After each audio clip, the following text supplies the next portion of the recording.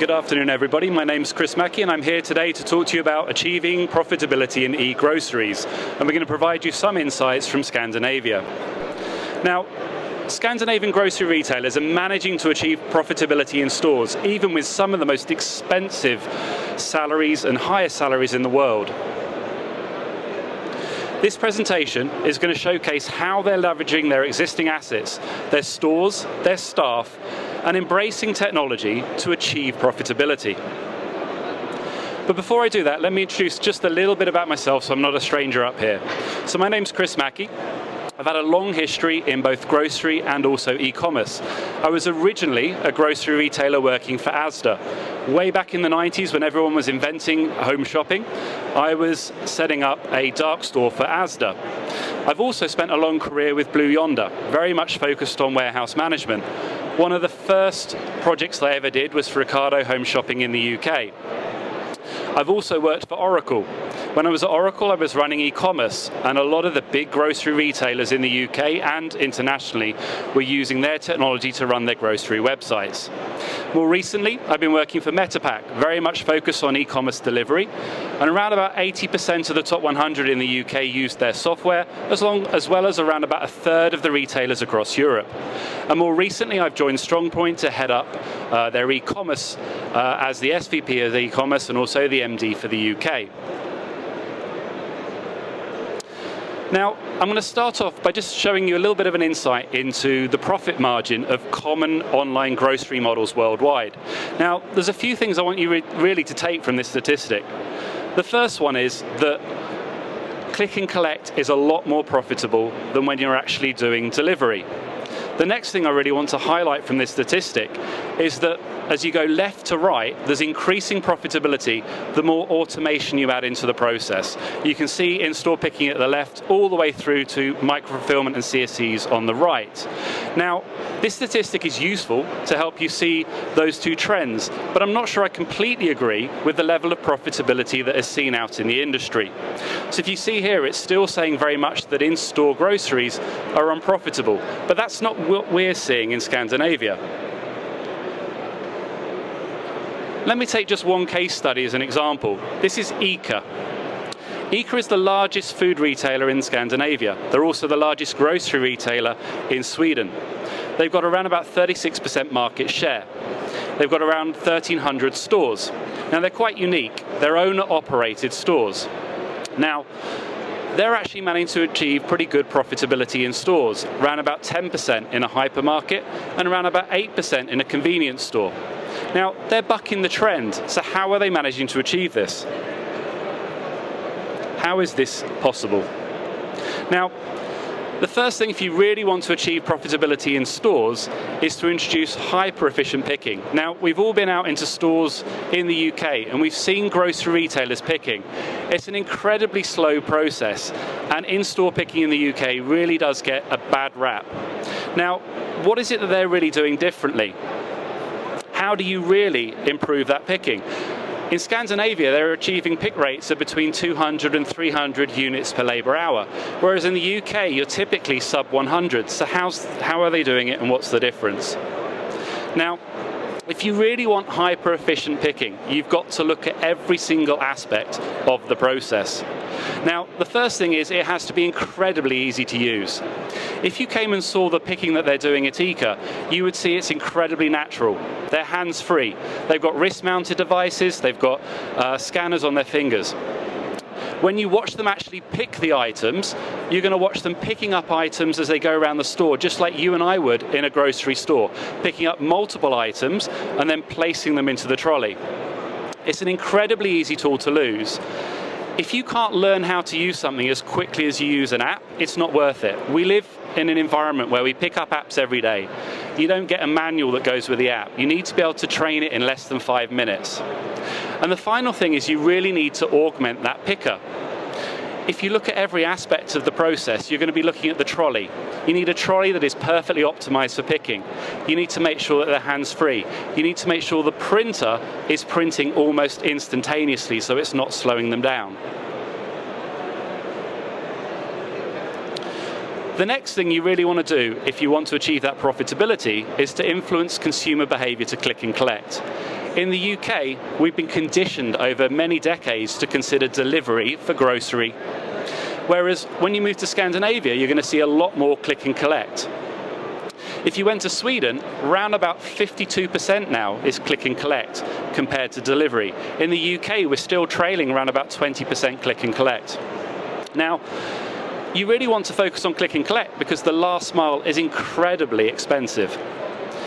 At the moment, we've got real challenges with labour. There are a lot of wage increases. It's becoming more and more expensive.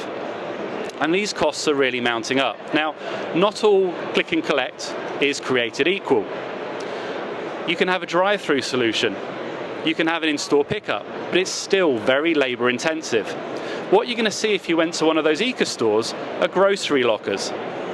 Those grocery lockers can even be unmanned. And if you've got an unmanned grocery locker, you're really reducing your last mile cost. Now, you might say, but in Sweden, the price of groceries is much higher. And you're right, it is. That's part of the story as to why they're more profitable, but it's only a tiny proportion. And let me use another case study just to prove that point. Here's an example of a customer, Willies. They're Sweden's leading grocery discounter. They actually sell the cheapest groceries in Sweden. And here in a press article, they're talking about how they've managed to make their click and collect orders profitable.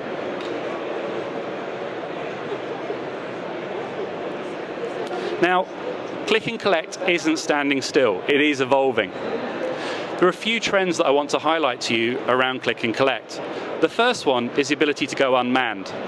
Even with lockers, if you're still having to be stood by the locker to manage those age approvals, you're still not able to reduce those costs. More and more technology is being introduced to do age verification. If you've got age verification, you can remove the labour.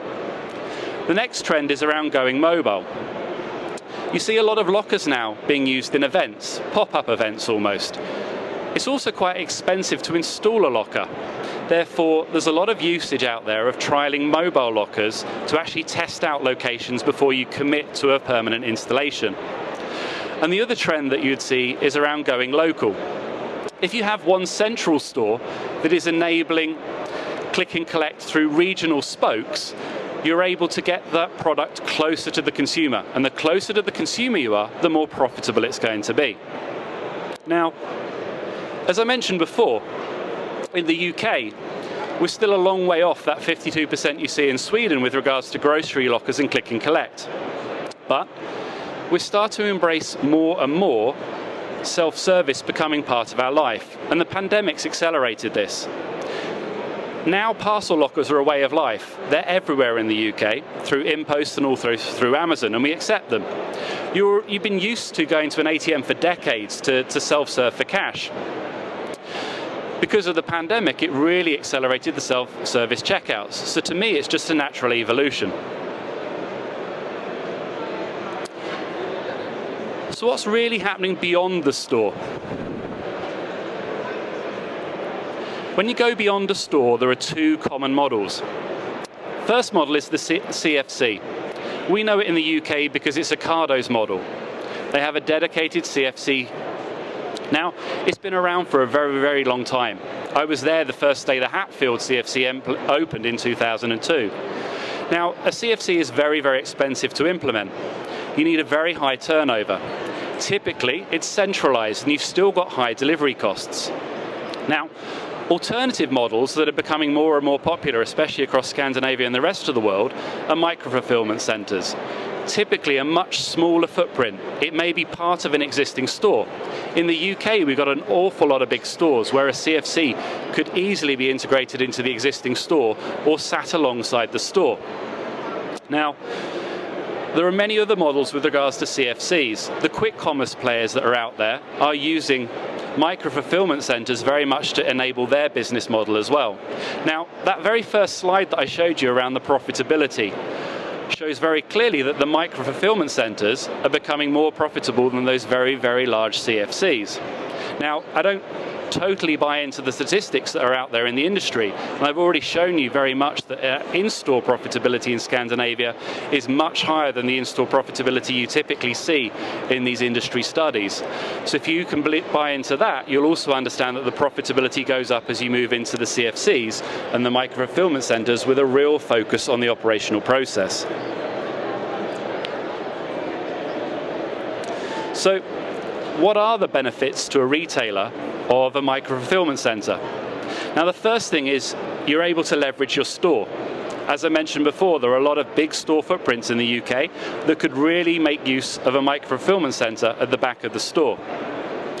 Now, it also allows you to really automate your dark stores.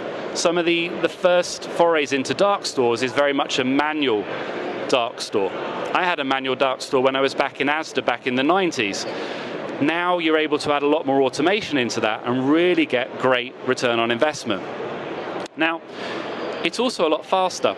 Your typical CFC is a multi-year project, whereas a micro-fulfillment center could be up and running in a matter of months. It's also much closer to your customers. The closer you are to the customer, the lower the fulfillment costs are going to be. It provides you the ability to manage the stock levels. It massively increases your picking speed. And with all of these benefits, you really are going to start to see the advantage over a typical in-store picking model. Now, what about those CFCs? We all know that Ocado model in the UK. Well, I want to introduce you to a Norwegian-based online-only grocer called Oda. Now, Oda was founded in 2013. They achieved profitability in 2020. They got a 70% market share in Norway. They have a centralized fulfillment center model. And they've done so well that they're now launching into Finland and also to Germany as we go through 2022. Now, if I've managed to show you that stores are much more efficient in Scandinavia than we're typically seeing in the UK, what about the CFCs? Well, let's look at some statistics that both companies make readily available. Ocado are saying that they're typically achieving picking rates of 170, whereas Oda are coming in at 212. So there's a lot more efficiency in the overall process. Now, if you want to know a little bit more about Oda, my boss, Jacob, also the CEO for Strongpoint, is here, and he was previously on the board. So if you want to ask any questions, corner him on the way out. Now, what's really happening in the future? What do we see in the future beyond the automation that I've already talked to you about? What else is out there? Well, I want to show you a short video now that's just going to show you a little bit more about what do we see as the potential future in stores. Now, this video is around some robotics technology that we've partnered with called Helodi. Around 1/3 of grocery store staff time is typically spent on restocking shelves and keeping the store tidy. Along with everything else, these routine jobs need doing. Strongpoint is a retail technology company built on the belief that technology is key to boosting in-store efficiency and productivity. Our goal is to pioneer and enhance the modern store experience.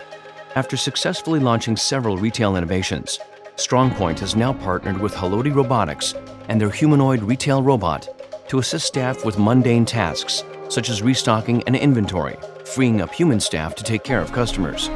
These are only a couple of areas where the robot could potentially help and support staff. Helodi builds robots from the ground up for safety and human interaction. Working alongside her human colleagues, she is quiet and no stronger than required. Not long ago, smartphones, electric cars, and drones were all considered science fiction. Soon, humanoid robots will become a part of the grocery store landscape, the same as forklifts, trolleys, and laser scanners are today. We believe awesome shopping experiences come down to exceptional service by real people, motivated people, who can spend more of their time helping customers. When the store shuts and the staff leaves for the day, our grocery store helper continues working, even in the dark. Strongpoint, retail technology for a smarter and better life.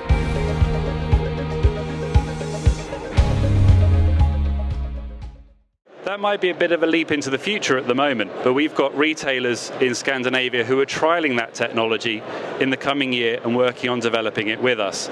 So it may only be a couple of years before you start to see this actually out in real grocery stores. Now, hopefully you've enjoyed that quick whistle-stop tour through what we're seeing in Scandinavia. I really genuinely believe the next great Scandinavian export is going to be profitable e-groceries, because I think there's so much that we can learn in the UK from what's being done elsewhere. Now I'm going to open it up to questions to see if anyone has any questions for either me or some of my colleagues who are sat in the audience. Or if I'm not going to get any heckles, it's all good. Anyone have any questions? No? In that case, if there are no immediate questions, I'm happy to take questions afterwards. If anyone wants to come up to see me or any of my colleagues, we're happy to have a conversation. Thank you very much.